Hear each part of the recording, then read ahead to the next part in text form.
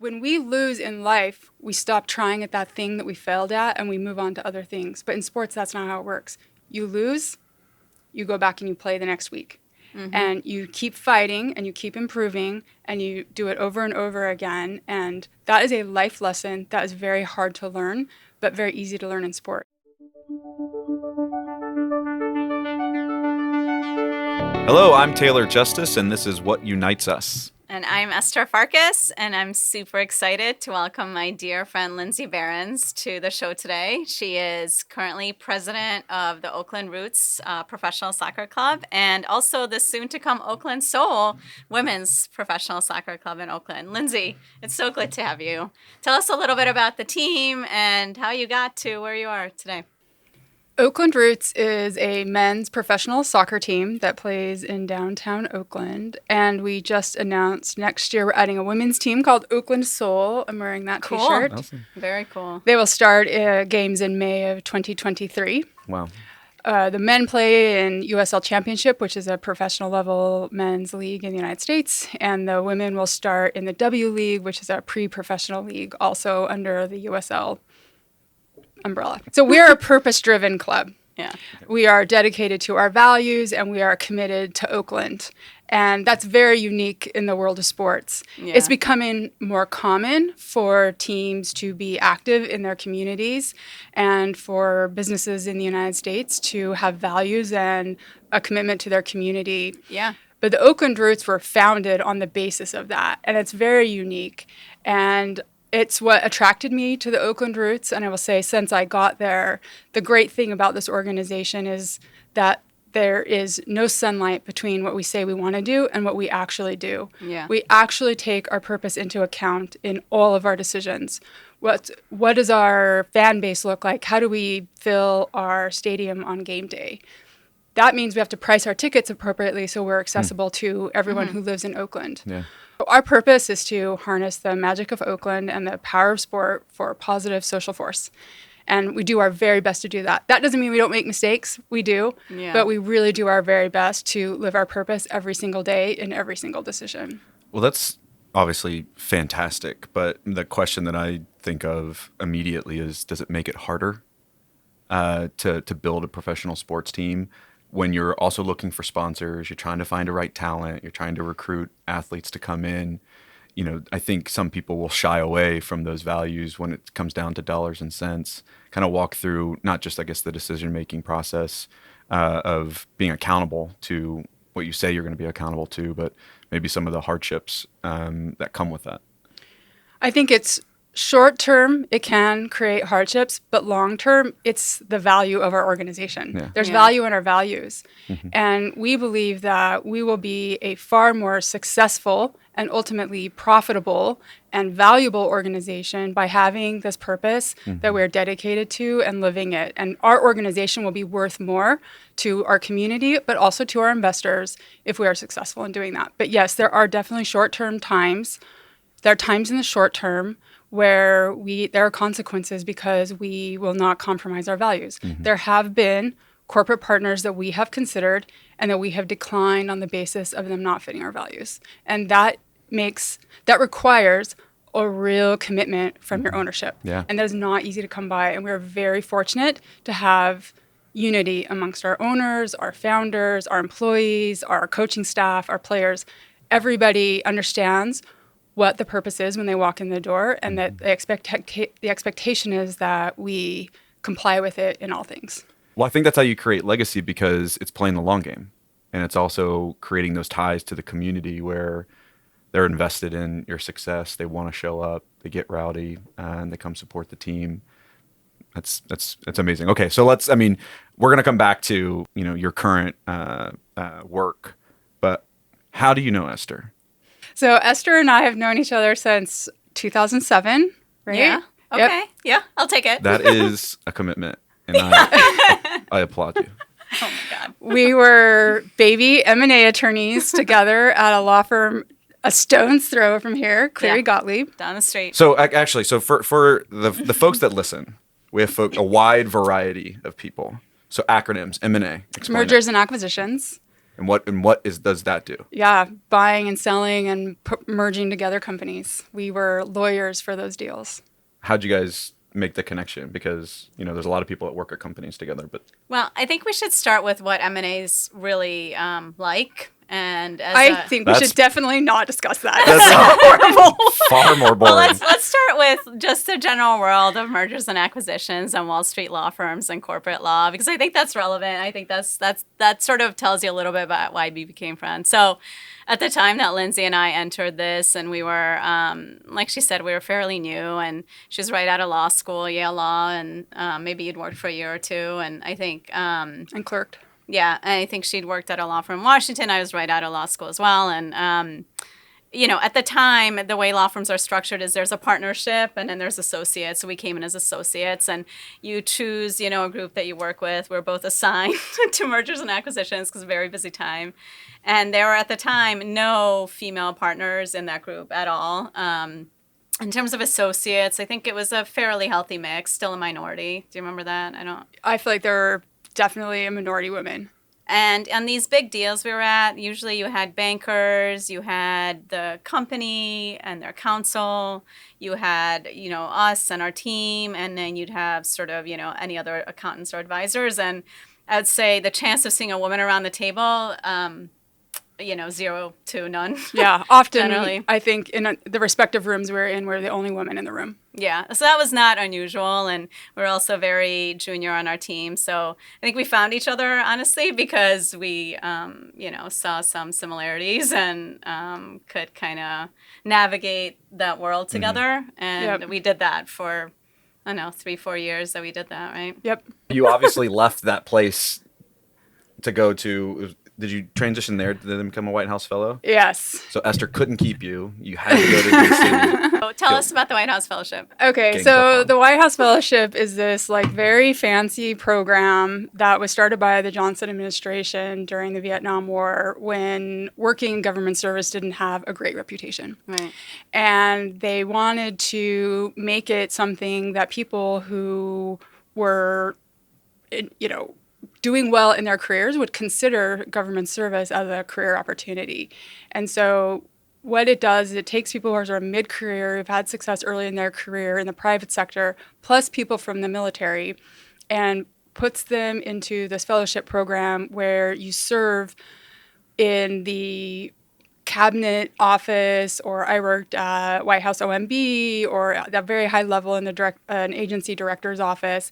Basically, you spend a year working in this high-level role in the government, and you learn about the job. You have a job in government. But then on top of that, there's this educational component where you learn about leadership, public service, and government policy.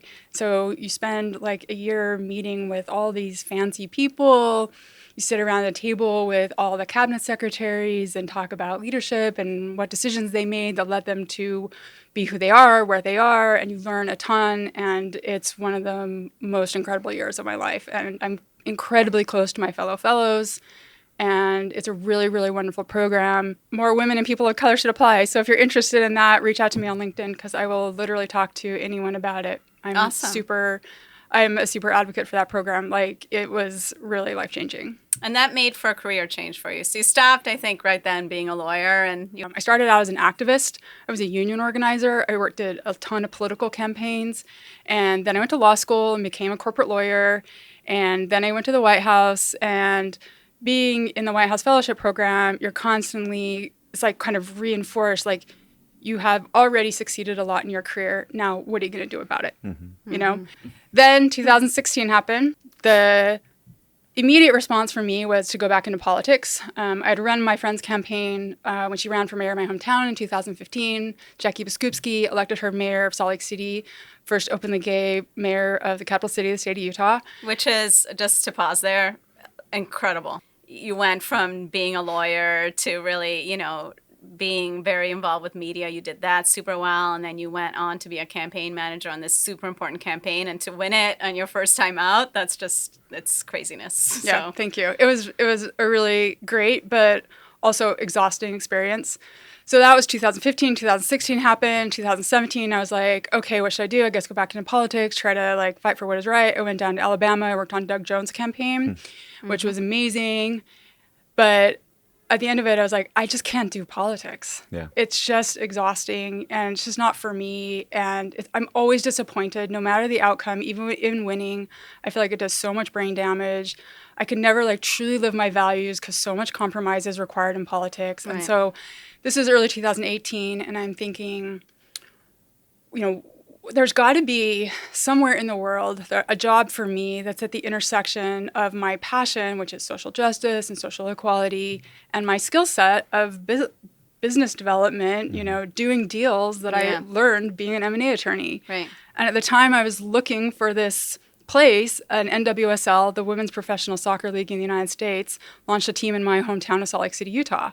And it was just like a light bulb. I was like, duh, sports is the intersection of business and activism, because you have these athletes that have these passions and this platform to try to bring about social change. And so, to be really specific, I called my friend the mayor and I was like, do you know the owner of this team? So it was Real Salt Lake. They were launching the Utah Royals, and can you introduce me? And she was like, you know, I'm in my early 40s, like all this stuff I've done. And she's like, yeah, but like, what are you going to say to them? You've never worked in sports. And I was like, well, you know, I just want to like be in the organization, and I want to see all the parts of it, and I want to learn how it all fits together. And she said, do you mean like an internship? And I said, yes, but let's call it executive in training. So I got hired there as a lawyer, which I actually think might sound like, oh, that sounds really cool. You were able to get a job as a lawyer at a sports team. I didn't want a job as a lawyer. Yeah. I had quit practicing law in 2011. I had moved on. Yeah. But I was like, it was like, well, you can be like, you know, a junior sales exec, or you can be the VP of legal. And I was like, okay, I'll be the VP of legal, which I know sounds amazing, but I didn't want to be a lawyer, right? But that was my way in. But it probably also gave you a look into the organization and how it operates in a completely different level than maybe somebody else in another executive level position of like positioning you to eventually run an entire organization because you know the ins and outs of it. 100%. And I think the moral of the story, the takeaway for people who are like listening, and because I get asked a lot, how do I get a job in sports? Mm-hmm. Yeah. You get a job in sports by getting a job in sports. Yeah. Just take whatever job you can get. Yeah. Is it the job you want? No, it's not. The job I took wasn't the job I want. Yeah. But I did my time there. I learned a ton about a new industry. And now 3 years later, I'm the president of a soccer club, which is an amazing job that I'm super happy in. And so in addition to, you know, building a team that's deeply connected to its community, can you talk about just soccer in general? I mean, obviously it's like the largest sport in the world, but here in the U.S. we index a little bit higher on American football, basketball, and some other things. Is that also been a challenge of getting folks to want to come and participate within the games because they just don't know the game as well? I think that was a struggle over the past 20 years. Mm-hmm. I think we're now at a point where we have a proof of concept. Yeah. And MLS and USL Championship, two fully professional leagues that are thriving in the United States, are here to stay. Yeah. I think where in the past few years where people have started to open their eyes as to the potential of the game is on the women's side. Yeah. And now that we have the NWSL, which is doing well, and the USL is talking about launching Super League, which would be another professional league. The W League, which is a pre-professional league, started last year and is thriving. We're seeing more and more people who have capital have realized the earning potential of the women's side of the game. Mm-hmm. And I always say investing in women's sports in 2022 is like buying the Yankees in 1973. Yeah. Like it's all upside from here. Yeah. You know, I think a lot of the investment in the men's side, like its growth is already baked into the asking price. But I think there's still incredible, like exponential growth potential on the women's side. And more people are realizing that. So I am very bullish on the future of women's soccer. Is this your forever job? Yeah. It really? Yeah. Soccer team. Yeah, but also like, did you play a sport? What do you think about sort of your, So Did you know soccer? I was a recreational sporting person as a child. Like many young women, when I hit my early teens, I stopped playing organized sports, which is actually a crisis in this country, how many young women stop playing sports, because sports are great for people. Leading an active life is very important. It's good for our physical health. It's good for our mental health, our emotional health. We learn so many skills and life lessons in sports that are really difficult to learn other ways. Leadership, teamwork, and one that is the most important, resiliency, right? Yes. When we lose in life, we stop trying at that thing that we failed at and we move on to other things. But in sports, that's not how it works. You lose, you go back and you play the next week. And you keep fighting and you keep improving and you do it over and over again. And that is a life lesson that is very hard to learn, but very easy to learn in sports. And that's why I think it is so important that we have a full spectrum of sporting opportunities for men, women, and non-binary folks. Sports need to be for everyone. And that's why we needed to start a women's soccer team. But I do want to make super duper clear. That was the plan from the beginning. Predating me, I did not bring the idea of women's soccer to the Oakland Roots. Yeah, I mean, I love what you said about sports being so applicable to life lessons. And you Do you? I do. As the person who always tells me to stop with all the sports analogies. So Taylor was a college athlete. I played all through high school, and like I think about it, I played tennis. I was like a pretty decent tennis player, and I remember like literally like I can still remember like you lose a point, and tennis is an individual sport at the end of the day. It's not a team sport like soccer or like football. You're just out there. Maybe you're in a doubles team, but you're really all alone. And like I still remember, you'd lose a point and you'd have to go and play the next point. I have to be like, I lost this point, but I can win the next one. You lose the next one. I lost this point, but I can win the next one. Like you're just always thinking about how you're going to win the next point, and you got to put the loss behind you. And with each time you do that, like as you transition, because of course, like I played all through, I was like very young when I started, and I ended when I went to college. I played on like just a club team there, but like you really transition from childhood into adulthood while you're playing these sports. Like those are like super formative years of your life, and that's where you learn some of those like repeat motions that get ingrained into your brain, right? Yeah. It's like that idea that like I could lose a point but then win the next one. Like that applies to everything in life, and like I think that way about everything I do now. But I also think to what you're saying before about being relentless. In sports and in athletics, you're taught to push yourself beyond certain limits or where you thought you could go. And I think one of the challenges in the corporate world for those that maybe didn't play sports, it's hard to kind of talk about being relentless in corporate America. What do you think for those that are listening that maybe didn't come up in a sports background, but understand and value teams and things of that nature, but also pushing yourself to the limit? How can they start to train their own teams about some of those values? Because I couldn't agree more. They're critically important, both to my own development, but just building solid teams where you take care of each other and you're in something as a unit rather than like individual contributors. I think there are ways to build teams that aren't necessarily sports focused, but I also think like it's never too late to learn how to be an active person. And you don't have to be a professional football player to take an appreciation and participate in physical activity. So like I said, I played soccer as a kid. I then played soccer as an adult, but I don't play soccer very much anymore, but I'm super into trail running. Gotten a little bit into weightlifting in the pandemic. And it's all about like, today I'm going to run 2 miles. Thursday, I'm going to run 3 miles. And then Saturday, I'm going to run 5. And then I'm going to have this schedule and I'm going to push myself. And I think that it's never too late to adopt an active lifestyle. And I also think that like a lot of people are like, oh, I got to run. Nope, you don't have to run. Just walk. Yeah. If you just walk around the block, if that's your starting point. Like we have this massive mental health crisis in this country, and there are a lot of tools that people should look into to address their mental health issues. But I run for my mental health. It's the number one thing I do for my mental health is running. And I would just urge anybody who's in a funk to just stand up, walk out the door, walk around the block, start there.